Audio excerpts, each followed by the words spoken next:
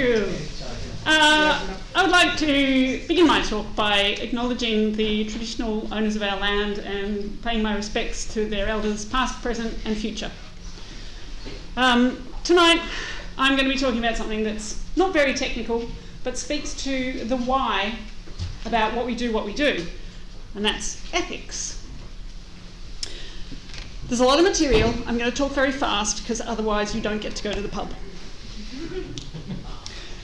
So we generally people talk about ethics and they talk about morals, but actually what do we mean when we talk about something being ethical or not ethical? I want to have a look at, in today's modern age, whether an ethical business is even able to survive. I have done a bunch of research looking at a whole bunch of thoughts that philosophers have come up with so that you don't have to go and read the works of the likes of Kant, because let me tell you, you really can't. The predication of my talk was that, does ethics even survive today? And clearly I am here because I want to say the answer is yes, and I want to equip you with the tools so that you can build your ethical muscles and go out there and make the world a better place and help others to do the same. So who am I? I work at a company called Fastmail. We provide email hosting services. I am a mother, a feminist, a geek, a cyclist. Sometimes even I'm a librarian. I'm very passionate about words and education. As a mother, I believe that my kids deserve a future, not just any future, but a future that we all would love to live in. But I do worry about the state of the world. Anytime you look at the news or you open up Twitter, you can see an unending stream of terrible things going on around the world every minute of every day. But I'm a passionate believer in the power of hope punk. And this is the idea of defiant optimism. It says that the world is so terrible it is actually an act of rebellion to have hope. And I would like to inspire you all with that spirit of hope punk to move forwards into a better world. So let's look at the news today. It's pretty terrible. If you look at the fires in Amazon or what's going on with George Pell, or I could go on. There are so many things happening all the time, locally and abroad. If we look at technology, we've got data breaches, we've got misuse of data. If you look at what's going on with My Health Record and what they're planning on doing to sell your health information right now, it's a bit scary. All of which leads us as consumers to have a lack of trust in the companies that we must interact with in order to experience the world. And we feel like these companies also have a lack of respect for us, that they are using us as a means to an end. But imagine a world where everything is unicorns and rainbows, where there is mutual respect, mutual trust, peace on earth, goodwill to all, where people treat each other as humans. Now, this is really what ethics is about. It is imagining a world not as it is today, but putting in place a series of actions to give us the world that we want it to be. I've decided not to go with the unicorns today. I've got llamas. If you can channel your inner 6-year-old, those of you who have children will be intimately familiar with this, particularly if your children have siblings. And it is the cry of the perennial 6-year-old, but it's not fair. If you can channel that, it's not fair. That is really the core of ethics. You are trying to make things fair. So that's talking about, an ethical world, but, practically speaking, what does an ethical company even look like? Now, I've kind of given some, examples and counter-examples of what I think, kind of examples of ethical companies are looking like. You can measure things by whether you think that you are the customer, or whether the real customer is the advertiser and you're just being used as data to sell something else. Why does the company exist? Are they investing their profits into something that makes the world a better place, or are they just all in it for the profits for the shareholders? And then, is your owner a zillionaire but the workers are treated terribly? Or is there mutual respect between everybody who works at the company? I'd like to pause for a minute and have you think about the kind of companies you do business with and the kind of companies you work with, and the kind of areas in your life where it feels good and the areas in your life where you resent having to do business with someone. So all of this led me to ask the question, is it even possible for ethical behaviour to survive in today's modern age? In order to be successful in the commercial market, do you have to be more cutthroat than your competitor? Do you have to, in order to survive, put your profits before the lives and the respect and the trust of your customers? Because to do otherwise, will that send you out of business? There is an argument that says, in today's world we value capitalism very highly, much more higher than ethical behaviour. And two, there is the rationale that people often come up with. The most extreme example is anybody who's working in the weapons industry.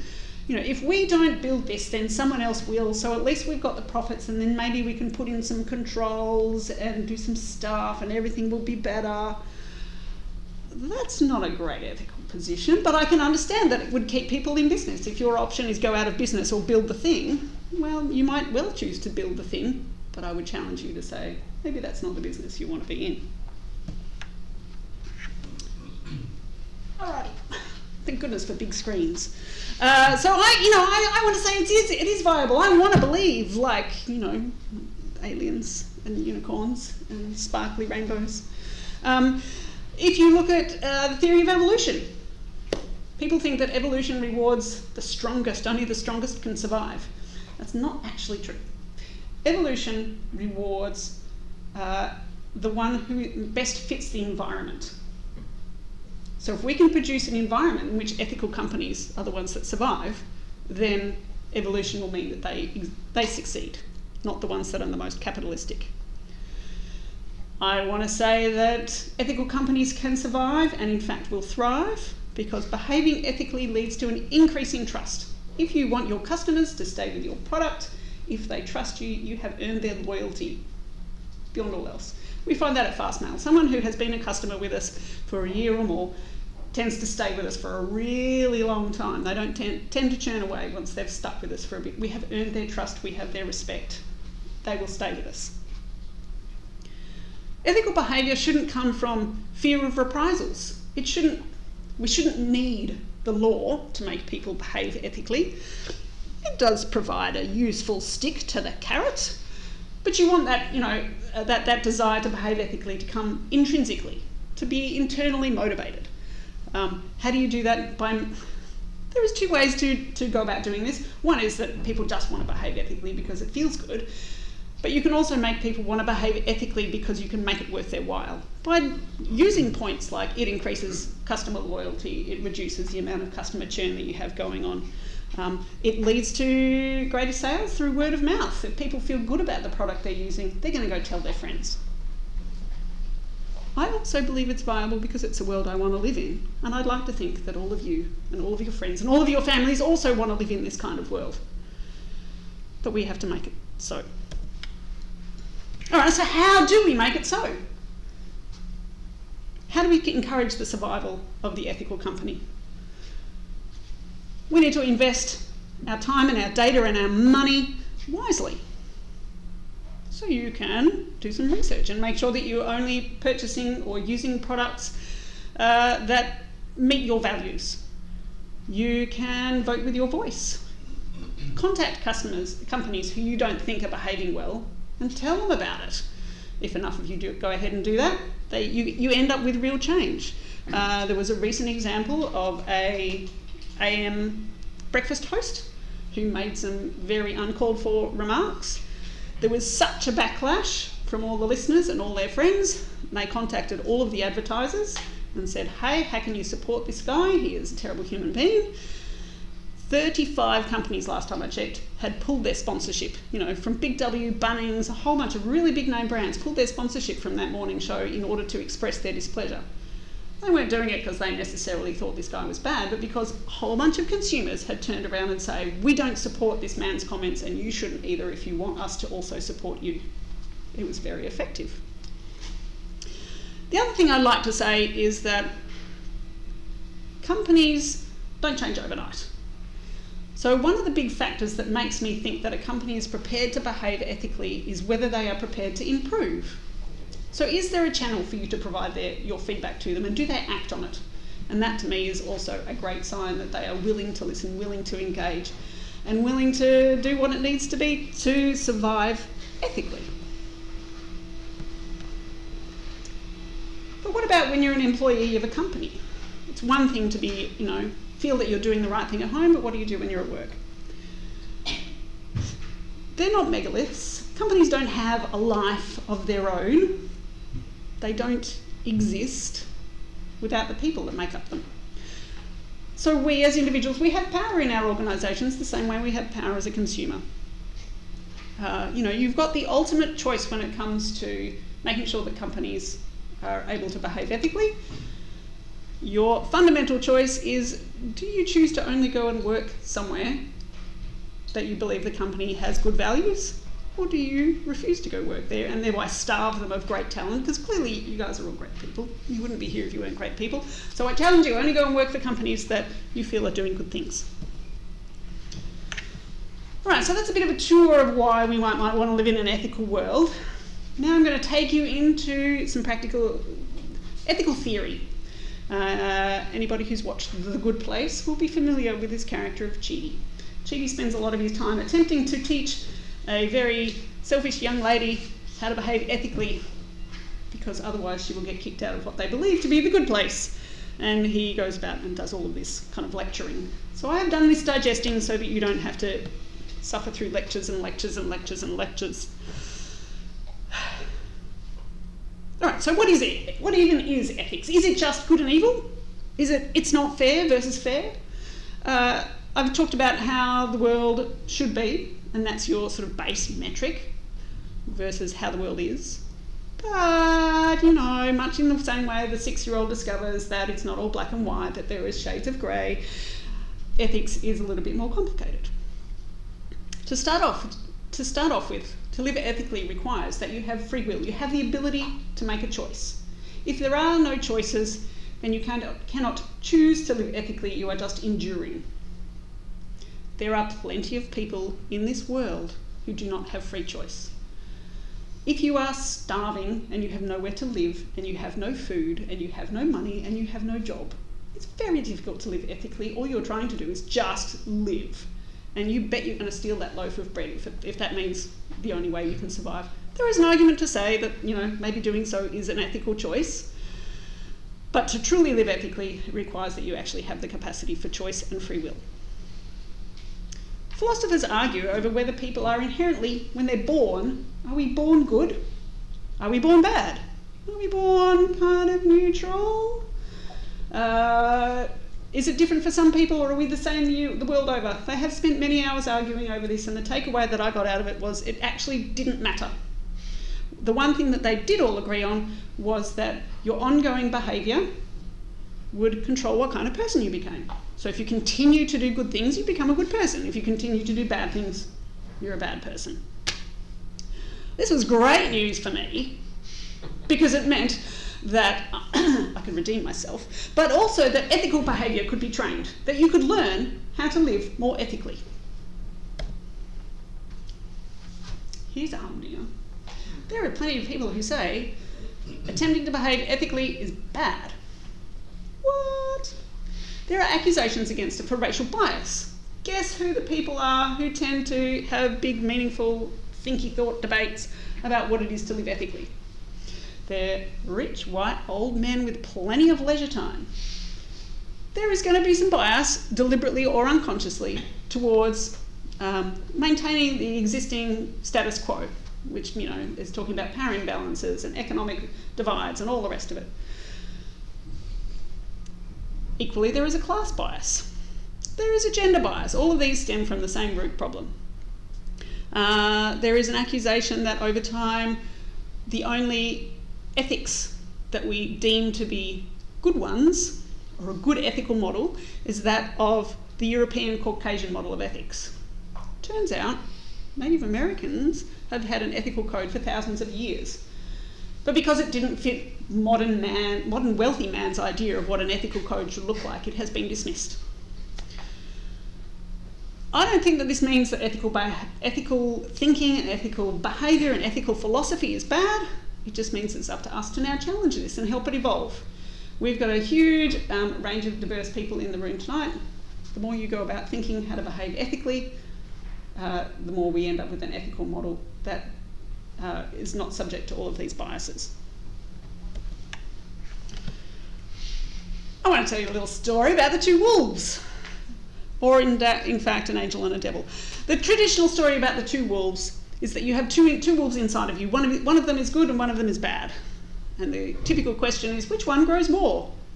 And the answer is the one that you feed. So ethical models, all of them, seem to have flaws.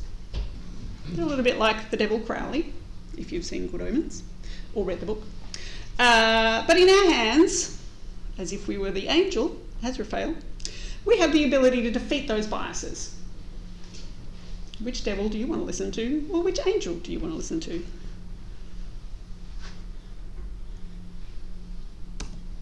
I had to stop for people taking photos. Who doesn't love Good Omens? All right, so I'm going to take you on a quick tour of like 3 ethical models. There are about 400 billion. I just picked 3 because you all want to go to the pub. So we're going to look at virtue ethics, utilitarian ethics, and contractual ethics. In coding, we like to reuse code components. Tonight I'm going to have a look at reusing some philosophical components. So virtue ethics. This is the noble knight. It is the wandering samurai. It is Robin Hood. It is the person, to which so many of our hero stories are made. This is someone who has what we consider good character integrity. They are generous and noble and kind. They are honest and loyal and true. Sometimes they might do some bad things, but their character is good, and usually those bad things are in service of a higher purpose. Someone who believes in virtue ethics has no compartmentalisation. So the person that they are at work needs to match the person they are at home. So you cannot be, a ruthless go-getter at work and a caring, sharing, nurturing fluff bunny at home. Under virtue ethics, you need to be the same everywhere, otherwise your character is a lie because you're displaying 2 different faces. We talk about having good judgment. You're not living your life by a set of rules. It is sitting there saying that mentally you have a picture of how the world should be and you know how to get there. It's not following a sequence of rigid steps that perhaps someone else has given to you. Virtue ethics is great. Society rewards people who are virtuous. If you've got someone who is loyal, dependable and true and they ask for help, you're more likely to say yes. So being a virtuous person actually is kind of, in some respects, you could call it a bit selfish, just because it makes it easier for you to pass through life. Oh, how terrible, being good is good for you? Great! But I did say that all ethical models were flawed. Too much or too little of a given ethical thing can be bad, and sometimes even none of it is okay. So if you talk about, say a little bit of murder, is that okay? No.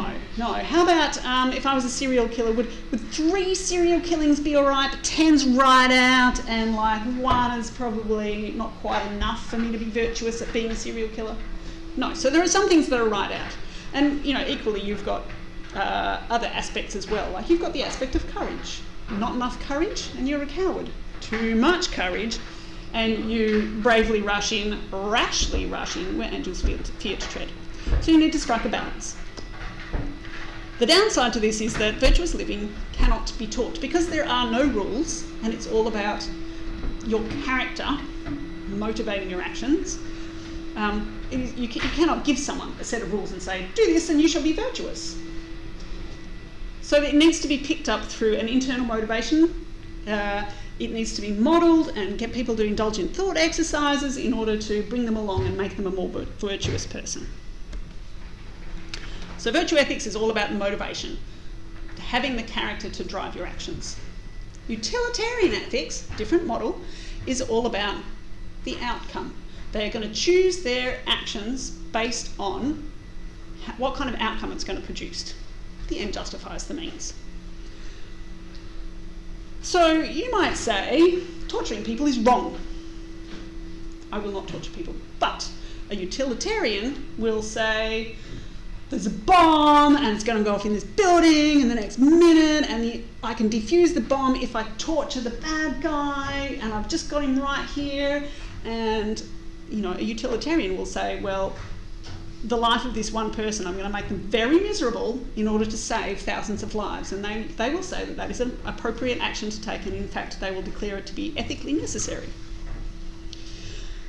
So how do you evaluate the outcome? I mean, that was a bit of a contrived example. I hope that none of you have to deal with that.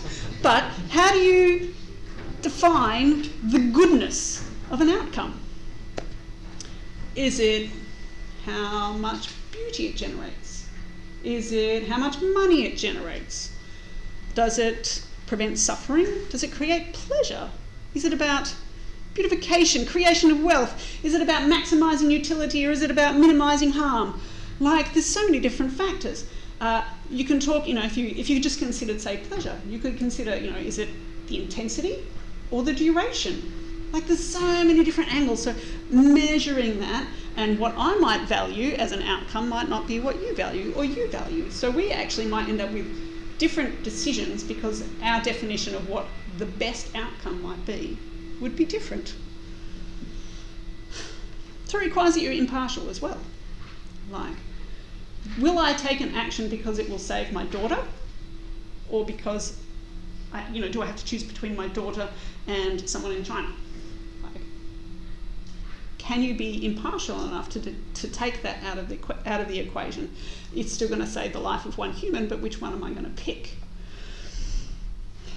The other problem is, can you see the future? The usual example we end up with in all the sci-fi movies is if you were living backwards in time and you saw a baby and it was going to die, and you're like, oh no, that's terrible, I must, utilitarian ethics, ultimate good, I'm going to save the baby, great, fantastic. You go back to your home life, home time, and you discover that you've just saved baby Hitler. Nobody can see into the future. If you weren't there, the baby would have died, and maybe, life would be different as it is today. But you can't see the future. You don't know. You can only predict to a certain point. Maybe you don't have all the context. So utilitarian ethics is quite tricky because judging the outcome is tough. So then we get down to a third model called contractual ethics. Do unto others as you would have them do unto you. Now, I'm not talking actual contracts, going around with people and making, I'm a contractual ethicist, you must sign this document before we can engage. That's a bit crazy. But it's all about, those sort of unspoken social contracts. So it's about what people agree to. I agree not to punch you in the face. That seems reasonable. However, we are now at the gym and we're in the boxing ring, and we actually explicitly agree, well, we probably won't punch one another in the face, that's probably a bit mean, but punching otherwhere is in fact normal and expected, and if you don't do it, you're actually we'll probably kick you out of the gym. So it's all about that contract that says, given two people in a particular environment, they can have an expectation about how they should behave around one another. And this is quite a nice idea, because it takes into effect, that Native Americans have got a different ethical code than Western Caucasian people. Great. We're also talking about an ideal contract. In the real world, there are power dynamics at play. There are wealth imbalances that make people agree to contracts that they might not have otherwise done so. So when we're talking about contractual ethics, we're talking about making an agreement that could be the best of all possible agreements for the best of all possible people. Even if there are power imbalances in the world, you need to disregard those. This still suffers from some of the same flaws that the utilitarian ethics in terms of what is an ideal contract? How do you define what the best outcome might be for people to interact with? Now, contracts, people break them all the time. This is why we've got rules, in order to say you need to uphold your end of the bargain. Rules can be broken. It requires that someone goes around and enforces them. That's a bit hard when we're talking about ethical behaviour. It also requires that people are rational. If you're going to go about making a contract with someone, you need to be thinking in your right mind. You need to have all the facts at hand in order to make the best possible contract. Did I mention I was a terrible person? As a child, right, my brother and I had coin collections. And I offered to him to do a trade. So I said, I will give you five of these tiny, tiny coins that happen to be 5-cent pieces. And he only needed to give me one coin back. That was a $1 coin. Yes! I made out like a bandit. Now, it just so happened that my brother did not have all the facts at hand. He didn't understand the different values of coins. I did not make what would be called an ideal contract. I was ruthlessly taking advantage of my brother's innocence. He's now an investment banker, so I think he's winning. And it also, requires that two people making the contract are equally equivalent and worthy. You will only make a good contract with someone else if you think that they are worthy of respect. Otherwise, you take advantage of your little brother that you maybe don't think is all that worthy and deserving and equal. And that requires a measure of respect that we often see is lacking today. I would say that the Me Too movement is an example of where contractual ethics has gone wrong. However, it's such a universal concept.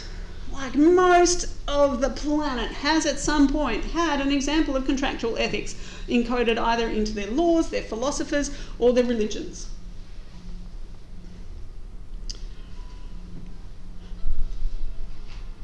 Basically says the best way to produce a really great example of contractual ethics is to treat other people the way you would like to be treated.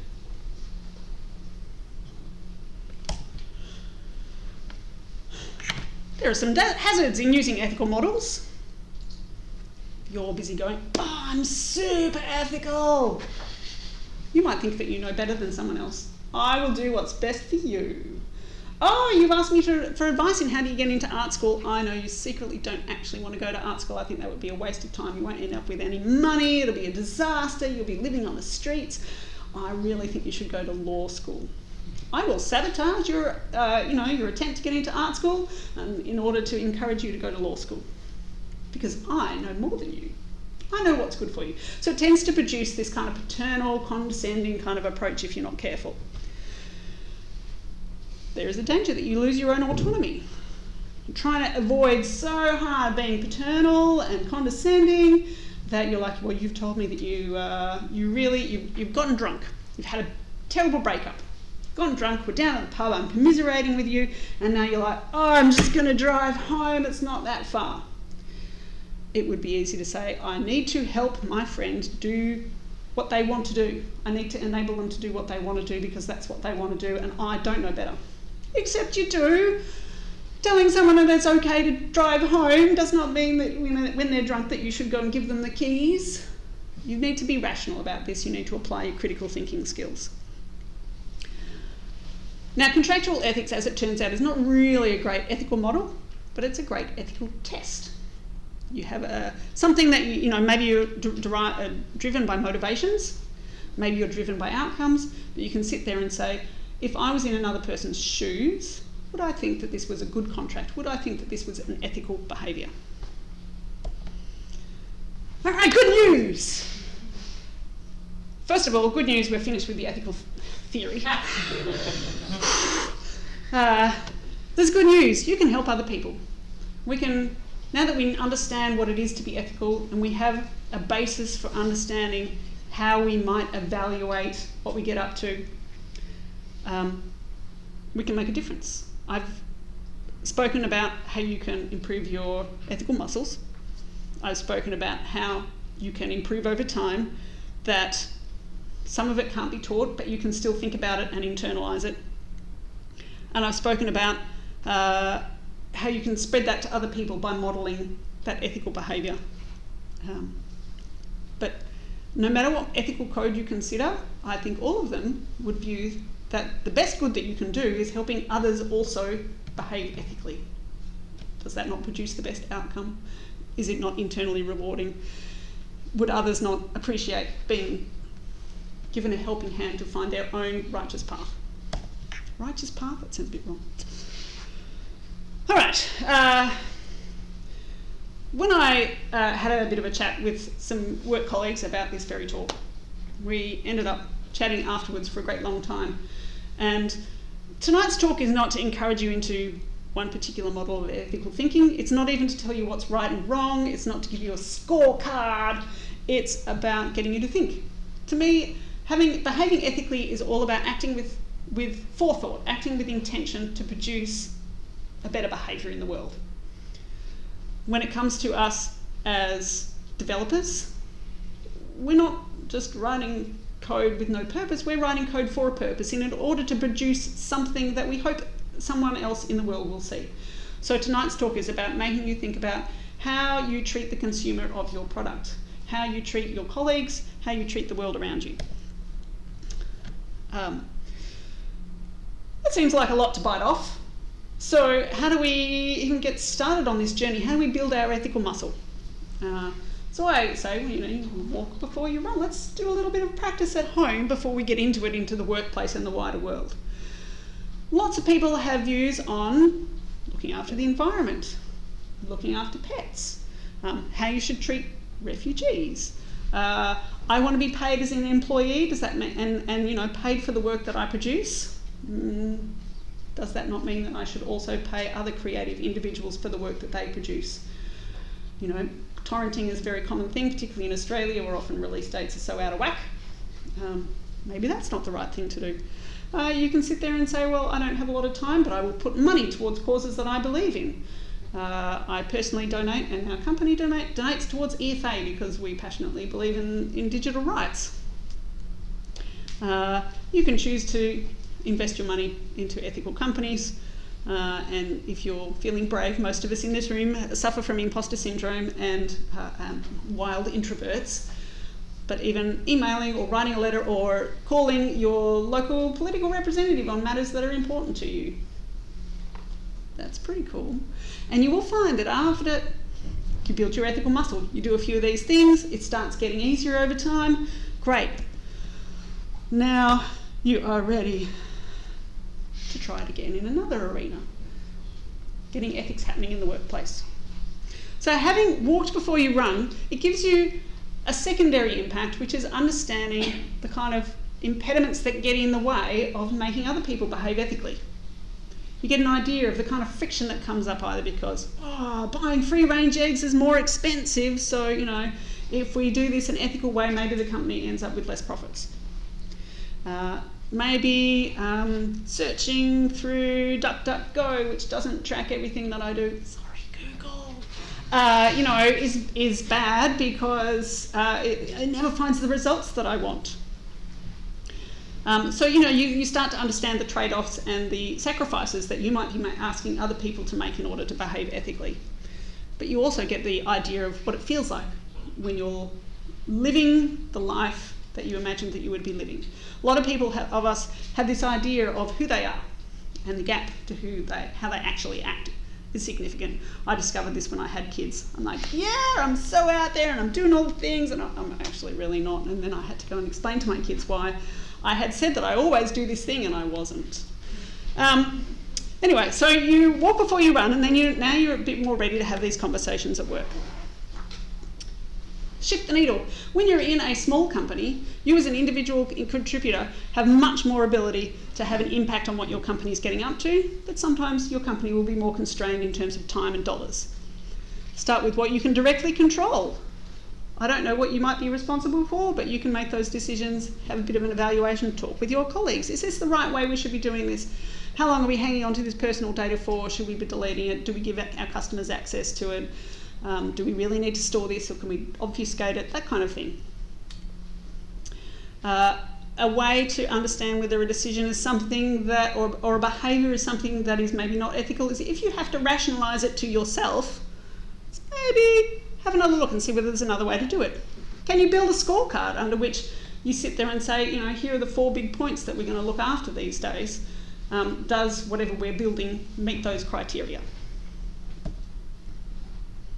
It is hard. It's really hard. Cannot tell you how long we have spent at work and at home trying to improve our behaviour so that it meets the way we'd like it to be. There is lots of things that get in the way. This is the way it's always been done. It's too much effort to change it now. We've got these other things on our roadmap. You can have a lack of leverage. oh, I'm such a small cog in such a big machine. My voice is never going to be heard, so I won't say anything anyway. And we're also all trained to be cost sensitive. We're coming back to that capitalism argument again. If it's going to be more expensive, then we think that people are going to say no. We'll handle that in phase 2. I don't know about you, but our phase 2 is never. People can have competing ethical values. What you value might not be what you value, might not be what you value. I say, great, get in a room, have a big argument about it, or a big discussion, healthy debate. I would imagine that anything that you come up with is better than whatever the baseline default was going to be. If you feel like you're an alone voice, that might just be because everybody else is feeling the same way and nobody is feeling brave enough to speak up. Find some allies. They can come in the most unusual of places. Marketing is often super keen to talk to you about this sort of stuff because guess what? It turns out it's easy to sell something that makes customers feel great. As technical people, we don't often get to go and talk to people who are doing sales and marketing. But making those connections can produce a huge impact because to the higher ups it looks like, hey, wow, I've got people from all segments of the company who are in agreement about that this would be a good thing to do. Tech support also find it easier to talk to their customers if they feel good about the product that they've built and make. But I did mention that when it came down to it, you needed choice, free will, and the capacity for choice in order to make ethical decisions. And in a company, if you don't feel like you have a choice, if they have told you, no, it's always going to be phase 2, we're never going to do it, we need to do it this way, we have to treat our customers like dirt isn't something that no company is ever going to say. But no, our real customer is the advertisers and we need to put up more ads or whatever it is. If that makes you uncomfortable, you have one final choice. I would like to think that most people in this room at least have a choice, which is you can go and work somewhere else. Like if they are not ever, if you don't think they're ever going to align to values that you believe in, you've got one final choice and that is to quit. So morality is actually infectious. If you go and talk to someone who's like super excited about who they are and how they live and what they do and what their product does, it's awesome. It's really exciting. Helen up there does that for me every day. So, you know, when you think about how do you inspire other people, you think about people that inspire you. What are their traits? What is it about them that makes you go, oh, they're a really great person. Oh, they really, you know, I feel like they really respect me and they connect with me. So think about those traits that attract you to them and then see how you can build those in yourself. And don't forget that even as you are admiring this person, these people over here are looking to you. So your behaviour yourself is already modelling the kind of traits that you wish to pass on. It does work in 2 ways. The political stage at the moment has modelled some very right-wing behaviour and made it okay for other people to come out in support of that. So it's our job to do the reverse and infect them with a bit of optimism. All right, it's almost like a half an hour talk, except not. So I've discussed why we want ethics. We want ethics because we all want to live in a world where pink llama unicorns are a real thing. And because we want to live in a world that makes us proud to be human and that we would like to bring our children into this world with. I've looked at whether ethics is even viable or whether capitalism and fear and racism is going to take over the world. And I've said, heck yes, ethics is viable. We've looked at even what even is ethics. What does it mean to behave ethically? I've given you a bit of a tour of the ethical models. We've discussed some of the pros and cons of them.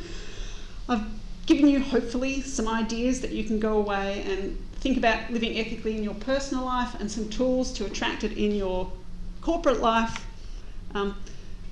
This was about giving you a toolkit to start having those conversations, to put you on the path and to spread that to other people. I don't have the answers, but what I do have is challenging you to make sure that you ask the right questions. Thank you, everyone.